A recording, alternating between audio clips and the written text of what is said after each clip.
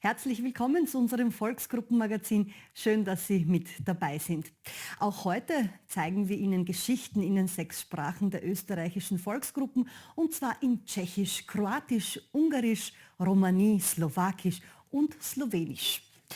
Wir beginnen heute mit Musik, genauer gesagt mit. Jeder kennt das Gefühl, wenn manchmal alles ein wenig zu viel wird. Beruf, Familie, Freunde, alles unter einen Hut zu bekommen, ist oft nicht ganz einfach. Und unser Körper reagiert auf diesen Stress. Vergesslichkeit, Herz-Kreislauf-Probleme bis hin zu Depressionen können die Folge sein. Die slowakische Tanzpädagogin Betka Fislova zeigt uns eine Methode, wie man Körper und Psyche wieder ins Gleichgewicht bringt.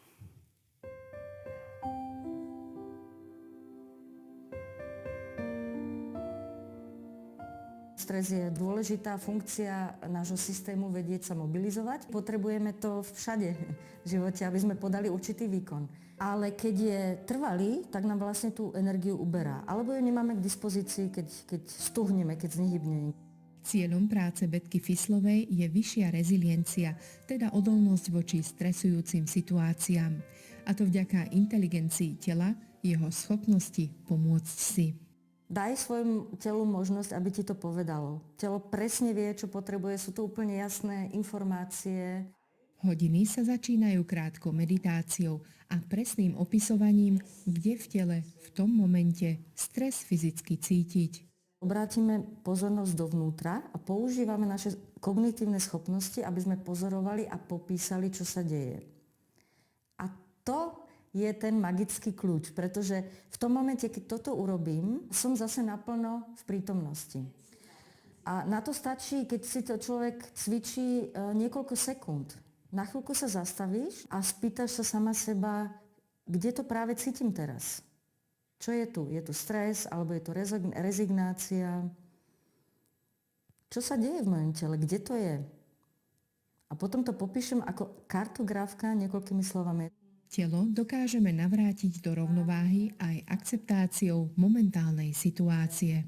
My sme zvyknutí na to, buď sa vyhýbať nepríjemným vnímaniam, zážitkom, alebo byť vo vzdore, im nejakým spôsobom odolávať. V tom momente, keď to smie byť a keď s tým som, keď príjmem každú tú loptu, ktorú mi život prihodí, keď ju sa nebránim, ale jednoducho na chvíľku príjmem, tak dostávam prístup k tej inteligencii, ktorá je v systéme už daná. To je vlastne jeden z kľúčových princípov práce Liquid Space alebo vôbec somatickej práce. Betka Fislová nazvala jej metódu Liquid Space. Cieľom meditácie a cvičení je koncentrovať sa na blokádu v tele, uvoľniť ju a rozprúdiť opäť energiu. Pracuje s mäkkou loptou a tým s kombináciou dotyku a pohybu. Dejiny vlastného života sú uložené v tele. My hovoríme o vzorcoch, ktoré je to ako taký emocionálny grip, ktorý tam zostáva a zostáva tam aj ten náboj, ten emotívny náboj. A body mapping je metóda, ktorá umožňuje, aby sa tie vzorce uvoľnili, aby sa to zovretie, ktoré tam je, uvoľnilo a aby tá energia zase začala prúdiť. Ako tutorka pracuje aj na školách a deťom pomáha jej metóda zvládať strach pred písomkou alebo skúškou. Ale nevždy má k dispozícii loptu. V tomto prípade odporúčam tzv. Vnútorný záber. Zavrieš oči, kontakt s podlahou, kontakt s dýchaním, kde sa práve deje moje dýchanie, kde vnímam, že sa časti tela pohybujú s dýchaním. Nič nemením. Dýchanie a kontakt s podlahou, kontakt so stoličkou.